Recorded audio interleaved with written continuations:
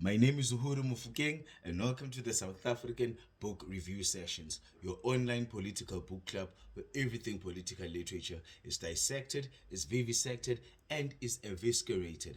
We have already done a myriad of books, and we're still planning to do more. Like a whole lot more. If you are new to our channel, you've just joined us here, there's a subscribe button at the bottom of your screen. Please go ahead and click on that subscribe button. By clicking on that subscribe button, you are making sure that you don't miss out on any content coming from our channel. And most importantly, that subscribe button right there comes at no extra cost. So you're not going to incur any extra cost. You're not going to lose more data or money or somehow. You're not going to lose anything. Not incur no extra cost than what you're using already. So go ahead and click on that subscribe button. What are we doing today? Today we're doing a book I consider the most important release of 2020 for a politically minded South African. Now, the book is written by Patrick Terry Mallet. It's called The Lie of 1652, a decolonized history of the land. Guys, I want you to look at this book properly. Look at it thoroughly. This is something you need to remember. Please remember this book. Whenever you think of buying a book, please buy this book. Please buy this book. Like, if you're black South African, by black I mean generally black. You are Asian, you are African, you are colored, you are Indian. Buy this book. Even if you are white, actually. It will assist you.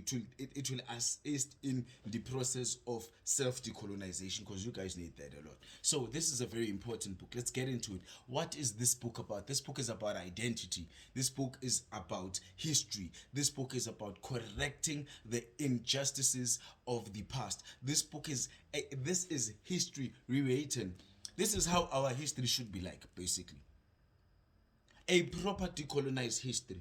This is history that recognizes the Africans, the African as an individual and a key role player in this whole process of colonization. How the African was killed, how the African was raped, how the African was dispossessed, how ethnocide, genocide were all some things that the Africans were subjected to.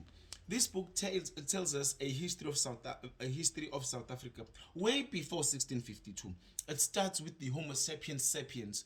It goes through their development and they evolve up until the Homo sapiens. It goes through all these prototype human beings up until the time of the Khois and the San. This book also differentiates between the Khois and the San, and it tells us that these people are not the same people. These people are actually, yes, they lived together for a while, but then as time went by, one became the nemesis of the other. The San assisted the whites and the Europeans in hunting down and in actually almost extinct to the point of extinct, dealing thoroughly with this so-called with the Khois. They actually assisted the whites a great deal in killing, in dispossessing, and in actually subjecting and subjugating them to all of this slavery and indentured labor that they eventually got subjected to. So the Khois and the San are not the same people according to this book. Now this book tells you of a time in Mapungu where it tells you throughout the evolving and how this ones decided to go here, why they got there. It tells us the many various tribes of the Khois that existed, the various tribes of the San that existed. It tells us of how both these type of people are one people. They may be different in some other ways, but they are not of different races, as these other books would like us to believe. There's a book we did a review of it the other day, which wants us to believe that South Africans and other Africans were of different races. We are Bantu and the others are something else. So this is the nonsensical book. This book, the author of this book, should actually read this book. Instead of you buying this nonsense, please buy this book. Please buy this book. This one should be thrown there. It's nonsense. It's nonsense. Now, guys, we're going back to this thing. This man explains all of these things, and it tells us of the settlements in the Cape and how these guys were well settled. It tells us importantly that, you see, before 1652, black people, the Khois, the San, the Xhosa, and other Bantu speaking were already in the country, living side by side. The Basotho, they were already in the country. This is what this book tells you, and it proves their existence. It uses science, it uses all of these complicated terms, but it does prove to you that, you know what, even the DNAs of the people found there historically have the same DNA, meaning that these are people who've been living here. And it proves also, using these DNA samples, that not only were slaves taken from the eastern and central and western Africa, but then slaves were taken from the tip of southern Africa as well. Slaves, Swati slaves, Bavenda slaves in Zimbabwe, in Mozambique, they took a lot of slaves, and those were the slaves that went to places like Batavia and Java. Those were slaves that went to the Asia that went to Asia. These were the slaves that went and started working primarily in Europe for its development. So this book tells you about slavery in the position that actually black people occupied as far as slavery was concerned, more specifically South Africans, because there's a particular narrative going on amongst the whites and amongst our history that, you know what, there was no slavery in South Africa. This book tells you that is absolute nonsense. There was plenty of slavery in the country. There was plenty of slavery taking place. Actually, even upon the arrival of the Dutch in 1652, later on, right about in 1670, 1680, they brought in a number of 402 slaves from Guinea. From Guinea, they brought in 402 slaves from West Africa. Now, they brought in these slaves for the sole purpose because the South Africans whom they got there, the Khois and the San, refused. Like, they plainly refused, like, no, you guys, but you can't just work for you. So they had to bring in slaves. We'll get to that a bit later. Now, importantly, this book tells us that before 1652, already there was plenty of contact between the eastern and western worlds and South Africa before the arrival of the Dutch in 1652. For example, this book proves that in Mapungubwe there was plenty of trade between the Chinese and the community of Mapungubwe. So already there was contact between the Chinese and South Africans at that time.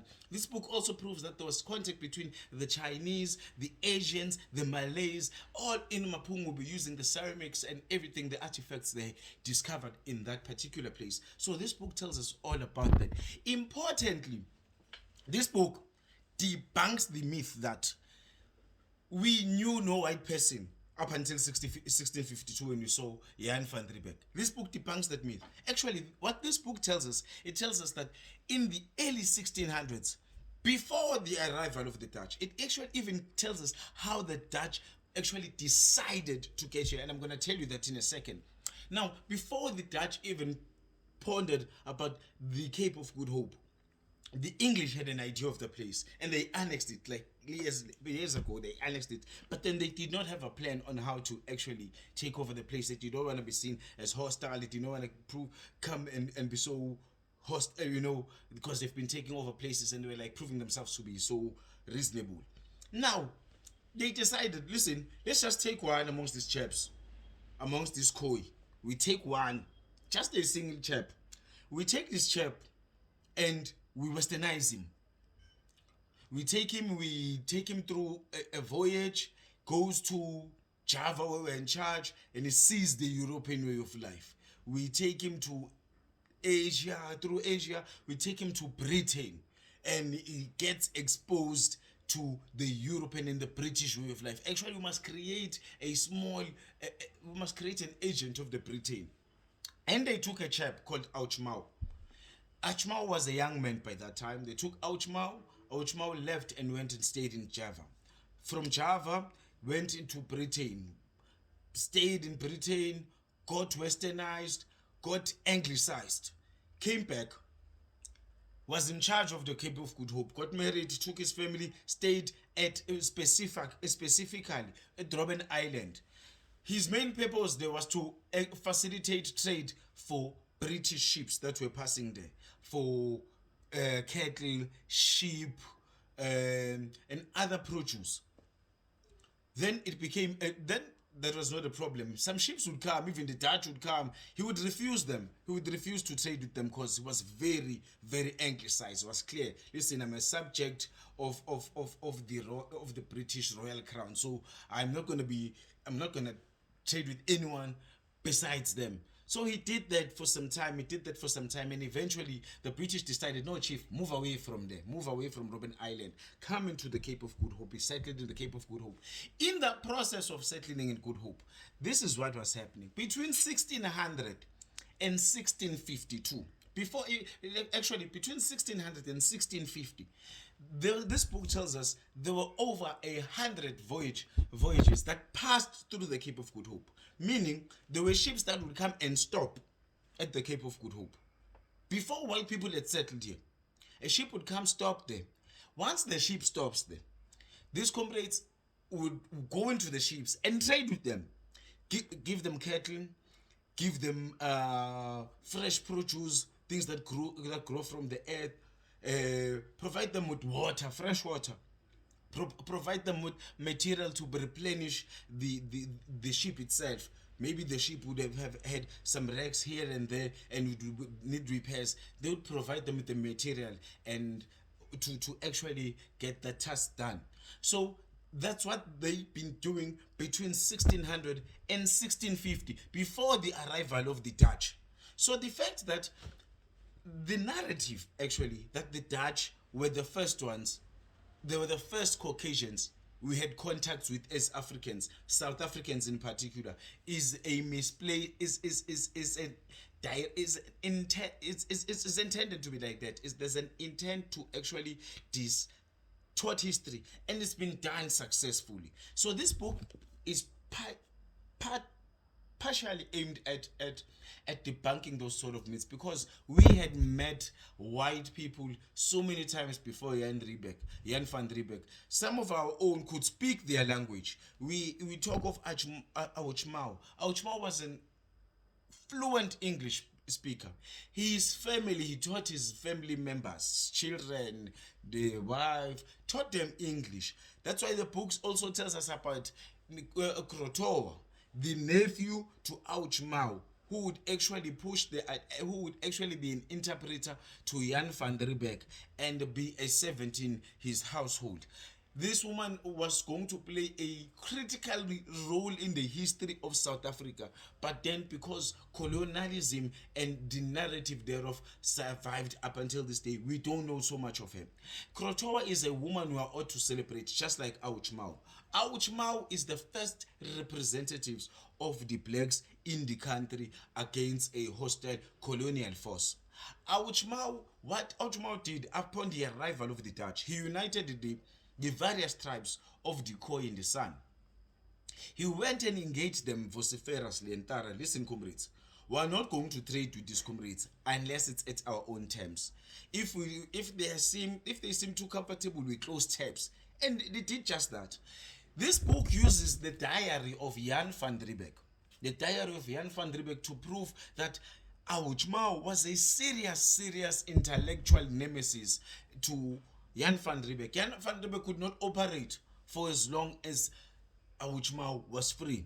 Eventually, Akshmar was framed and was tried and arrested at Robben Island alongside 2 other chiefs. So 3 in total were arrested. They escaped because that was their place. Like their place, they were used. He stayed in Robben Island for like 20 years before then. So he knows that place. He escaped, went back there, and caused more trouble for these people up until his death.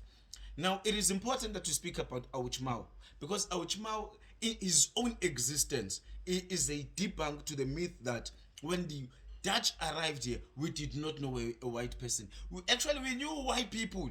We've been trading with, we knew even slavery, because the ships carrying slaves would come past the Cape of Good Hope. We would see the slaves because we would trade with the slave masters, with the captains and the crew of the ships. We would trade with them and we would see the slaves. So we were aware of slavery. That's why even upon their arrival, we dealt thoroughly with them up until they had to bring in a lot of forces. They had to bring in actually slaves from part of West Africa to push the colonial agenda in setting up their base and the fort, because the South Africans, the not even the Khoi and the San were there to actually they refused to work for them. They refused to work for them up until the San up until the whites, the Europeans used the divide and rule tactic, and they used it very strategically. They divided the people, and such was the case. That's when there were 19 wars. There were 19 wars fought between blacks and Europeans in South Africa in a period of 227 years. In those 19 wars, 10 wars were fought between the Dutch and the Khoi. 10 wars. 10 wars fought between the Dutch and the Khoi. And each and every war, the outcome of the war, when the Europeans would win the war, as an outcome of the war, there would be land dispossession, there would be stealing of cattle, there would be genocide, ethnocide, and slavery. That is why most of these tribes that existed then of the Khoi do not exist up until this day. The San turned against the Khoi and they assisted the whites in pursuit of the Khoi, and the agenda of land expropriation took that shape. There were 9 wars. 9 wars fought between the Dutch and later on the English versus the Khoi and the Xhosa people. They fought side by side for many years, side by side. And still the outcomes of those wars was land dispossession, ethnocide, genocide, murder, rape, slavery, and all of these other sorts of ills. Therefore, this book proves to us that the land is definitely ours, and it was taken by a bayonet. It was taken through a barrel of the gun. It was taken from us. We were controlling the land. The first point of conflict as far as the land question is concerned, according to this book, was a particular river called the Kamisa River. The Kamisa River was run by a particular tribe of the Khoi called the Aquaman. The Aquaman, they specialized in providing the services of clean water to the ships that would come. This is before 1652, by the way. To the ships that would come and look for replenishment at the Cape of Good Hope. They would come with water and they would receive copper, tin, wine, tobacco, and other European materials in return, because Akshmar was the leader of the Aquaman. They were in charge of the Kamisa River. That's upon the arrival of Jan van Riebeeck later on, when they had so much reinforcement from the Dutch and they had a mandate from the VOC to start a fort. The fort they started was right just up the Kamisa River. They fought vociferously up until the last days of Akshmar for that particular river opening. That was the first point of dispossession. The beginning of the land questions in South Africa started at the openings of the Kamisa River, which the Europeans find so appealing to their capitalist interest. Remember, these comrades came here to further a capitalist agenda. How did Jan van Riebeeck arrive here? This book also tells us how Jan van Riebeeck arrives here. It tells us that in 1647 there was a shipwreck of the Dutch, and 90 men were left. 90 men were left in Cape Town, in the Cape of Good Hope, without any, was stranded in the Cape of Good Hope, waiting to get relief. They spent a good 6 months there. They interacted with the locals. They saw the attractiveness of the land. They saw their cattle. They saw their friendliness. They understood that, listen, this particular base can assist very much the VOC. Now, upon their relief, when the ship came to take them, there was a man there. The ship that came from Java. There was a man called Jan van Riebeck who was being summoned to a disciplinary hearing in Holland. He was informed by one of those comrades in that particular voyage back home that, listen, that South Africa, Cape of Good Hope is a good place. The women there, they're nice, the natives, tell them all of these nice things that the white people today see. They wear, all of these things that make you stay here. All of those things. Told them about those things. And then it's like, no, it's fine. It's okay. When you got to the hearing, this was his plea. Like, listen, chaps, I agree, I'm guilty and all of that. Don't punish me. Allow me to go start a VOC station at the Cape of Good Hope, and you are not going to regret it. And he went there, and he started, and he moved, and he was given clear mandate at first that not to harm the locals, not to expropriate their land, not to be harsh on them. But he always complained about Akshmar, until the VOC gave him the full right to expropriate Akshmar's land, take his cattle, and frustrate them. Eventually, this book also tells us about the time when the English came into the scene. It tells us how the English brought the idea of freed slaves. They would travel around the Indian Ocean and hijack the ships of slaves, slave trading ships, and they would hijack them and would take the free slaves and they would bring them to South Africa. They would be brought to South Africa.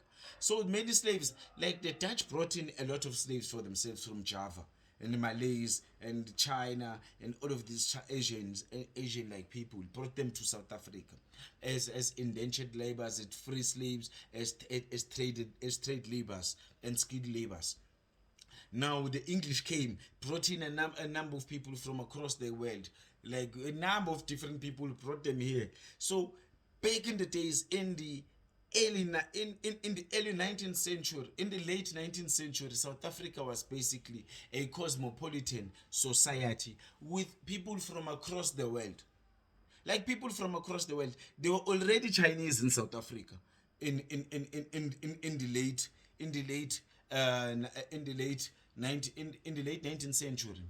There were already Malays who are South African. There were already West Africans, East Africans, Central Africans, people from Mauritius, people from Madagascar who had become part of the South African fabric. This book speaks specially on the subject of the colored people. It tells us that Krotoa, the nephew of Akshmar, is the great grandmother of what we call the colored people. And this book debunks the myth that these are not colored people. It says these are Africans. It says they are who they are because they have African blood running through their veins. Obviously it was marriages between West Africans and Khoi and Malays and people from Mauritius, Madagascar, and all of these people from across the world.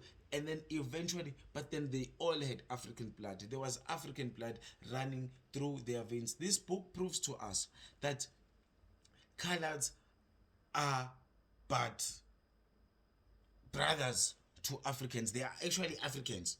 The construct of colored, this book says it's a colonially engineered concept meant to buffer the whites from the majority of the land and from the majority of the landowners, which is the blacks. So they did that in the 227 wars. They would always have some sort of people, those ones that agreed to them in between. They would have the Xhosa there and have the San in between. They would have the Khoi there and have the San in between. And then it would be them. This is what they did even up to this day. They would always have that buffer of colors. Colors are not colors. The concept of colors is unexistent. It's only found in South Africa. These people, they are Africans. And this book goes to a great length to prove how African they are.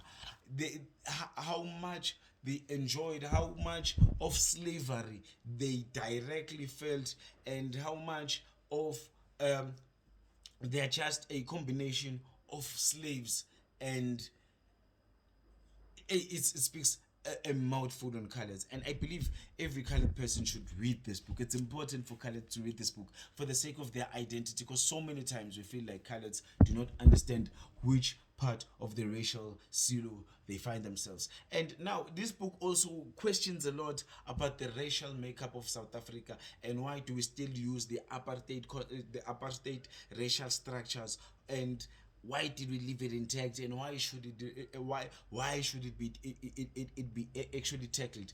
It's a wonderful book. I enjoyed reading it. It questions a lot. Besides his ANC membership, he questions a lot of the ANC. He criticizes the ANC a lot, and I love that. I believe that as an ANC member myself, I criticize the ANC a lot, but when it does well, I do say it does well. But on the subject of race relations, I think the ANC has maintained the Verwoerd way, which actually relied a lot more on colonial South Africa to even find expression. So I believe the ANC could have done much better. The ANC could have dealt away with the concepts, the unnecessary racial apartheid concept of colored, and included these people as Africans so they can directly benefit. Because right now, we can tell the coloreds are actually nowhere to be found in the process of rebuilding South Africa. It's only a few of them here and there. They do not know whether they are black or white. They're not black enough, neither are they white enough. So hey, this book is something our government needs to consider, and think about the approach